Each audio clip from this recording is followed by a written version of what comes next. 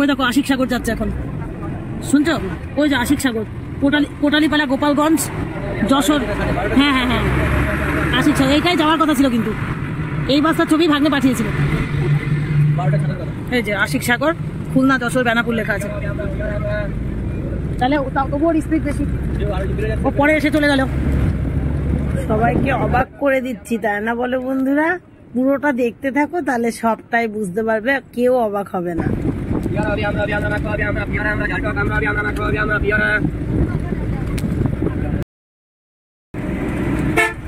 রূপসা রূপসা, হঠাৎ করে কেন বাংলাদেশের গল্প হচ্ছে বন্ধুরা, সেটা তোমরা অবশ্যই জানতে পেরে যাচ্ছ। আমি অনেক দিন আগে বাংলাদেশে গেছিলাম, আর বাংলাদেশ মানেই হচ্ছে নদীমাতৃক দেশ, সেটা তোমাদের সঙ্গে দেখাতে পাচ্ছি। দেখো শুধু জল আর জল। অনেকদিন আগে এসেছিলাম, ছোট ছোট কিছু ক্লিপ রয়ে গেছে, সেগুলো আমি আমার স্মৃতি হিসেবে রেখে দিতে চাইছি ইউটিউব প্ল্যাটফর্মে। সেই জন্য তোমাদের সামনে উপস্থাপনা করতে নিয়ে চলে আসলাম সেই পুরনো অনেক দিনের বাংলাদেশের ভিডিও। আগের বছর তোমার ডিসেম্বর মাসের 5 তারিখে গেছিলাম, আর এবছর 5 তারিখ তো হয়ে গেছে 1 বছর। তারপরে আমি তোমাদের সঙ্গে শুরু থেকে শেষ পর্যন্ত কিছু কিছু ক্লিপ দিয়ে দেখাতে চাইছি। আর বাংলাদেশ হচ্ছে আমার খুব প্রিয় এবং ভালোবাসার জায়গা ছিল, মানে আমি জীবনে কখনোই যেতে পারবো ভাবিনি। এর জন্য বরমশাইকে অনেক অনেক ধন্যবাদ। আমার বাবার এদেশে জন্ম, আমার মায়ের এদেশে জন্ম, আমারও এদেশে জন্ম। মধুমতি, বাবা কত লঞ্চ দেখেছো? মধুমতি তার মানে ছোট, তাই তো? মধুমতি নদী ছোট নদী, ওইটা তো অনেক বড় ছিল। রূপসা,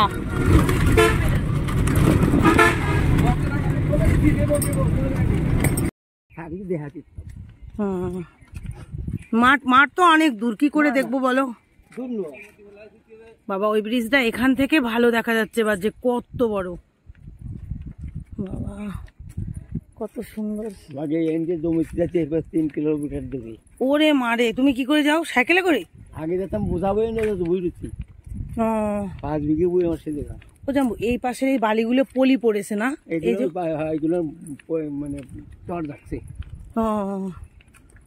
এই নদী ছিল আর ওই পাশ দিয়ে, এখন তো এই নদী এই জায়গায় দাঁড়িয়ে গেছে মেলা, তো এই যে আধেকখান ভেঙে গেছে এই জায়গায়।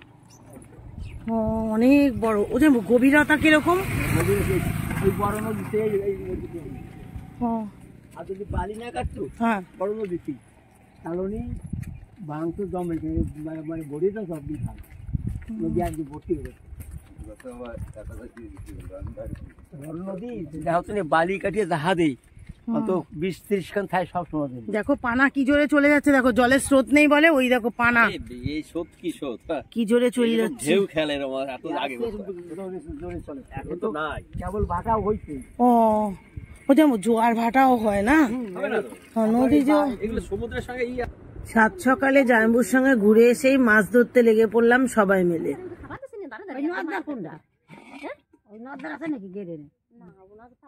ওই দিদি ভালো মাছ ধরছে তো, ওই দিদি ভালো। তুমি এখানে খাবার দিয়ে ওখানে ছিপ ফেলছো কেন? তোমার ছিপে ওই পুচকুকে দাও, পুচকুকে দাও।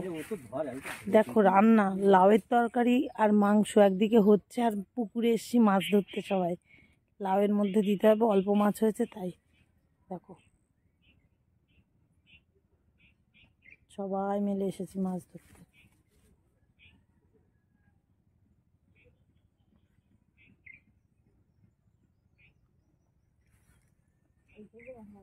পিসি শাশুড়ির মেয়ের বাড়ির থেকে খেয়ে চলে আসলাম পিসি শাশুড়ির ছেলের বাড়ি।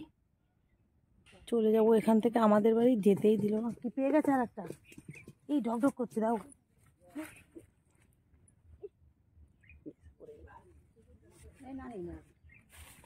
ওদের আর একটা পেয়েছো?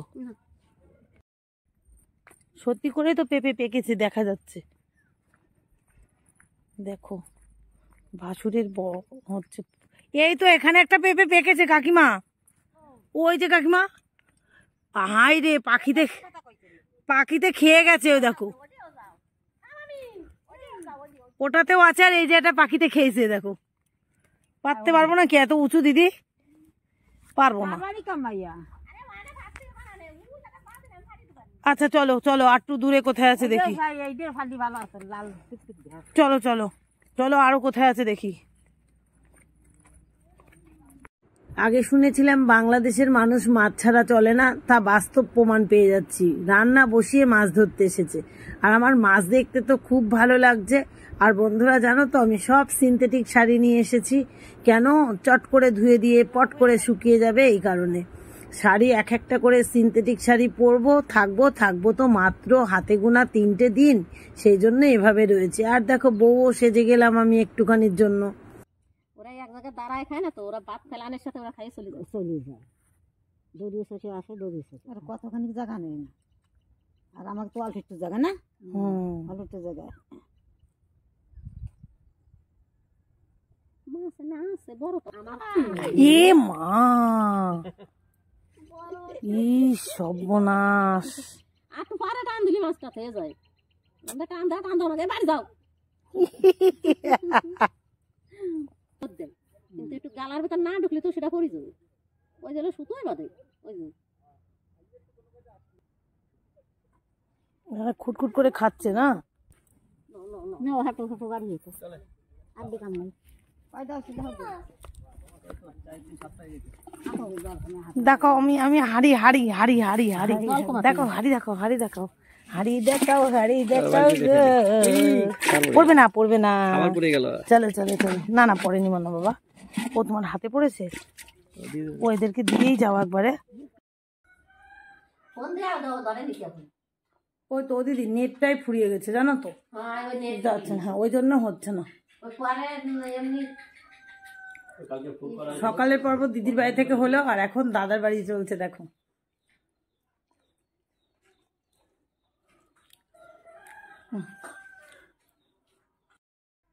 তো বন্ধুরা, ভাসুরের বাড়ি থেকে খাওয়া দাওয়া করে দেখো রেডি হয়ে গেছি। আর যাকে নিয়েই এখন যাব জেঠিমা শাশুড়ি, কাকি শাশুড়ির বাড়ি। এখন আমি রেডি হয়ে গেছি, দিদি রেডি হওয়ার জন্য দাঁড়িয়ে রয়েছি।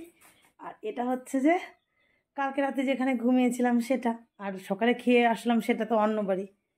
আর এই পাশের ঘরটা দেখো, এটা হচ্ছে এই জায়ের ছোট ছেলের ঘর। পুচকু লেপের মধ্যে ঢুকেছিল, তাই এই অবস্থা। তো চলো সবাই রেডি হয়ে গেছি, বেরিয়ে পড়ি।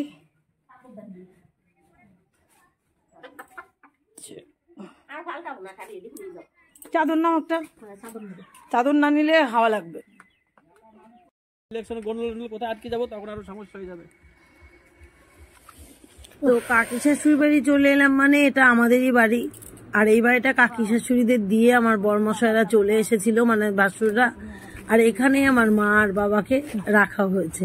সেই স্মৃতির উদ্দেশ্যে বড়মশাই প্রায় কেঁদেই ফেলেছে, আর আমিও মোমবাতি আর ধূপকাঠি জ্বালিয়ে দিয়ে যাচ্ছি। আবার কোনোদিন আসতে পারবো কিনা না, তার জন্য তাদের চরণ ধুলি নিয়ে যাচ্ছি শুভ আর জিতের জন্য।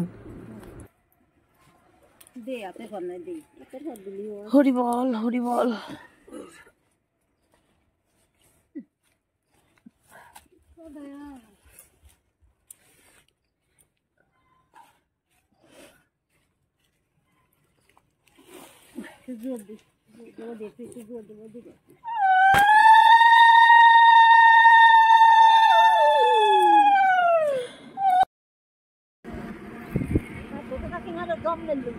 বেশি লোভ ভালো না কাকিমা, বেশি লোভ করা ভালো না।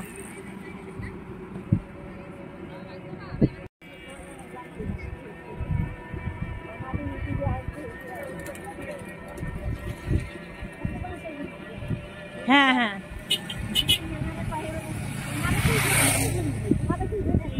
ধরো, আমরা ধরে নাও।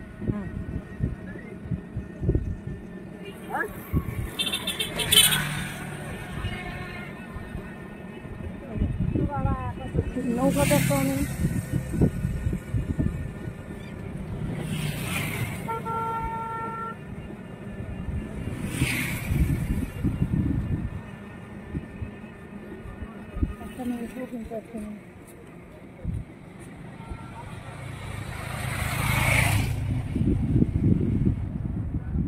নদীটা না, না না, ব্রিজটার ওপর নিলাম। এখন নিজের বাড়ি থেকে এখন যাচ্ছি ননদের বাড়ি, মানে যে বাড়িতে এসে প্রথম দিন উঠেছিলাম। তো সেই বাড়িতে যাচ্ছি, সঙ্গে কাকিমা আছে, কাকিমাকে নিয়ে যাচ্ছি, আর ননদও সঙ্গে রয়েছে। ওই বাড়িতে অনুষ্ঠানও রয়েছে। তো দিদির বাড়ি ঢুকেই প্রায় সন্ধ্যা হয়ে গেল। এখানে অনুষ্ঠান হবে অষ্টম প্রহর গান। তো গানের এখানে চলে এলাম একবার দেখতে। এই যে মন্দির, এই মায়ের মন্দিরের উপলক্ষে এখানে অষ্টম প্রহর গান হবে, আর অনেক বড় মেলাও বসবে। গল্প শুনলাম, সেই গল্প শুনতেই আবার পরের দিন মামা বাড়ি যাওয়ার জন্য ব্যস্ত হয়ে গেলাম। এখানের কোন জমিদার ছিল তারা। চলো আসছি, চলো চলো, হ্যাঁ চলো আসছি, চলো।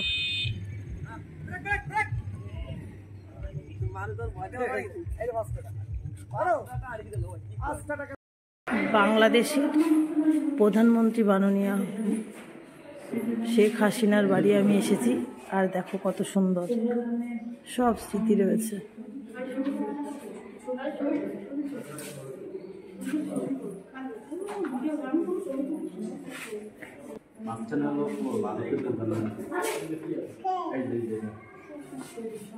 বাবুদের দেখাতে পারবো।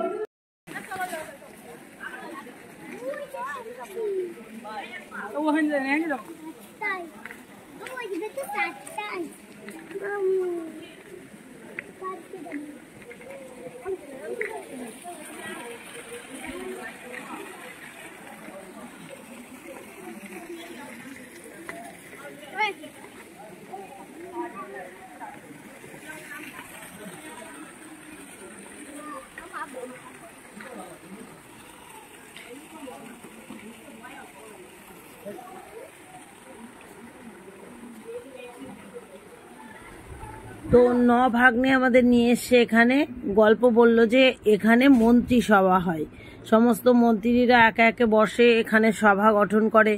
আর চতুর্দিকে এত সুন্দর, খুব ভালো লাগলো। বহু বড় জায়গা নিয়ে সমস্ত কিছু রয়েছে। তো ভাগ্নে আমাদের সঙ্গেই আছে, কোনটা কোথায় কি সব কিছু বুঝিয়ে বলল। আর বঙ্গবন্ধুর যে ভূমিকা, যা কীর্তিত্ব, সমস্ত কিছুই ভাগ্নে দেখালো আর গল্প বলে বলে শোনালো। আর এপাশে মিউজিয়াম আছে, দেখতেও সুন্দর লাগছে, জানো না, বাড়িতে যেতেই ইচ্ছা হচ্ছে না, এত সুন্দর একটা জায়গা। ভাড়া ভাড়া, হ্যাঁ হ্যাঁ হ্যাঁ, একদম একদম ভাগ্নে। তোর বাবা বলবে না, কিন্তু তোরা করলেও তোদের ই করবে না, আমার কাছে বলে দেবে আমি কিছু করবো না। এই দেখো দেখেছি আমার ভাগ্নে কত সাবধানে চলে। ওরা যদি পারে আমি বাধাও দেবো না। এখন বুঝতে চাই, আরো দুদিন পরে আরো বুঝবে, বুঝলি? আর 2 দিন পরে তবে দাদাবাবুর সম্মান আছে এখানে প্রচুর। মারা গেছে, আরে 5 লাখ টাকা খরচ। আমি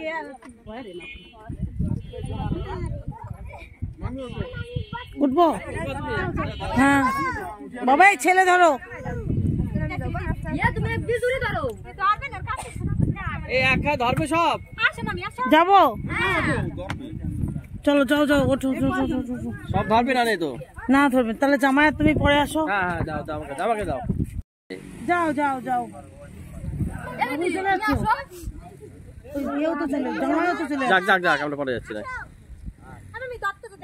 যাবো না না, পরে যাচ্ছি, আরে একসাথে যাচ্ছি না তো, যাওয়া হচ্ছে না। ও তুমি যাও যাও, আমি ভাবছি না না না, যাও, যাও তোমরা, যাও, টাটা, যাও যাও যাও, পরের বার যাচ্ছি, যাও যাও।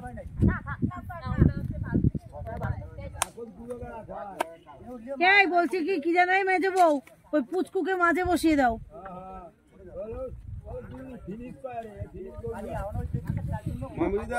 আস্তে আস্তে আজকে আগে থাকতি,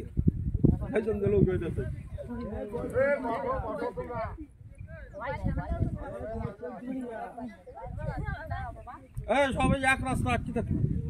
আমরা জোরে জোরে হেঁটে নেবো, তোমরা হাঁটবা।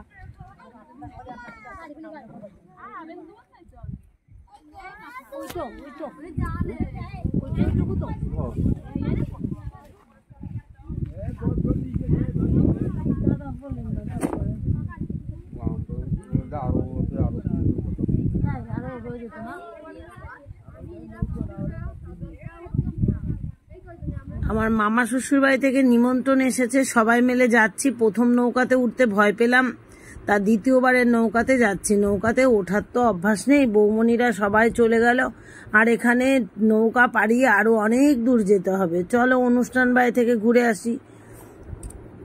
তারপরে আমি উঠে পড়েছি। ওঠার পরে তো আমার ভীষণ ভয় লাগছে। দিয়ে জামাই, এটা হচ্ছে ননদের বড় জামাই, আমি জামাইকে ধরে নিয়ে বসে আছি। আর আমার বরমশাই বারবার বলছে যে ওর তো ভয় করছে, ওকে তুমি ধরো যেন পড়ে না যায়। দেখাই যাচ্ছে পার, তো চলো পার হয়ে নিলাম। আর দারুণ একটা বিষয় দেখতে পেলাম, এই যে নৌকাটা বা বোটটা যাচ্ছে, জানি না কি তার নাম, বালি তোলে এতে করে, নতুন কিছু দেখতে পেলাম। তারপরে আবার চলে যাওয়ার জন্য নৌকা নিতে চলে এলো আমাদের। এবার বড় নৌকা এসেছে, সবাই মিলে আনন্দ করে যাচ্ছি। আমার নাতিপুতিরা কি মজা করছে, আর নৌকার ধারে কিভাবে বসেছে দেখো সবাই। আমি তো একটু পাছাটা ঠেকিয়ে বসেছি, কিন্তু সামনে ঝুঁকে বসেছি, এত ভয় করছে আমার। চলো বাড়িতে দিকে চলে যাই। হুটপাট করে কাজ করে,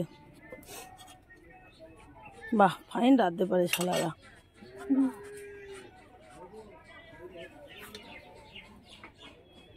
তারপরের দিন সকালবেলায় চলে এলাম আমার ভাগ্নেদের বাজারে, দোকান আছে, দোকান দেখতে। আর আমরাও কিছু কেনাকাটা করব সবার জন্য টুকটাক, তার জন্য বাজারে এলাম।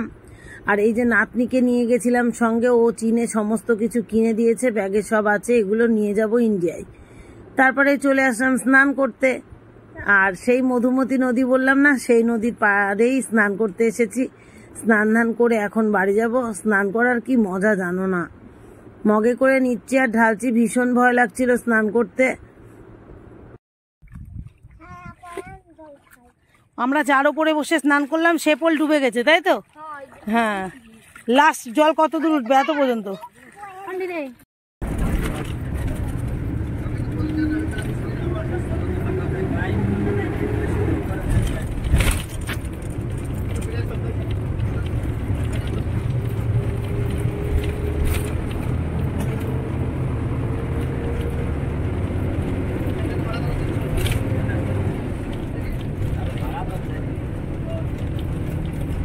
চলে আসার জন্য তো আমরা সব রেডি হয়েছি। আর অনেক ট্রেনই তো আমরা দেখেছি, বন্ধন ট্রেন বাংলাদেশের।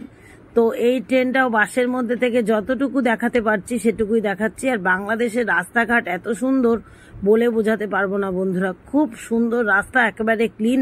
আর কোনো লোকাল বাস চলে না, সব ভলভো বাস। তো আসার জন্য আমরা রেডি হয়েছি, আর গেটটা পড়েছে সেজন্য একটু দাঁড়িয়ে নিলাম। আর ট্রেনটাও তোমাদের দেখিয়ে দিলাম। কেমন লাগলো তোমাদের আজকের ভিডিওটা অবশ্যই কিন্তু বলো বন্ধুরা। আমার তো বাংলাদেশ খুব ভালো লেগেছে। আর বেশিক্ষণ থাকিনি, শুভজিৎকে রেখে গেছিলাম সেই কারণেই। তো চলো তাহলে আমরা বনগাঁ বর্ডারের দিকে রওনা দিয়ে দিই, পরে তোমাদের সঙ্গে দেখা হবে বেনাপোলে। যাই হোক, আসতে অনেক ভিড় ভাট্টা, লাইনে দাঁড়ানো, অনেক চেক, অনেক কিছু হয়েছিল। তারপর প্ল্যাটফর্মের ওপর মানে বনগাঁ প্ল্যাটফর্মে চলে এসেছি। এসে আমরা দুজন বসে বসে একটু খাবার খেয়ে নিচ্ছি। দিদি অনেক খাবারও পাঠিয়ে দিয়েছিল, সেসব খাবার। এখন বরমশাই একটা পেয়ারা কিনে খেয়ে নিচ্ছে। তো চলো, কেমন লাগলো অবশ্যই বলো। সবাই ভালো থেকো, সুস্থ থেকো বন্ধু।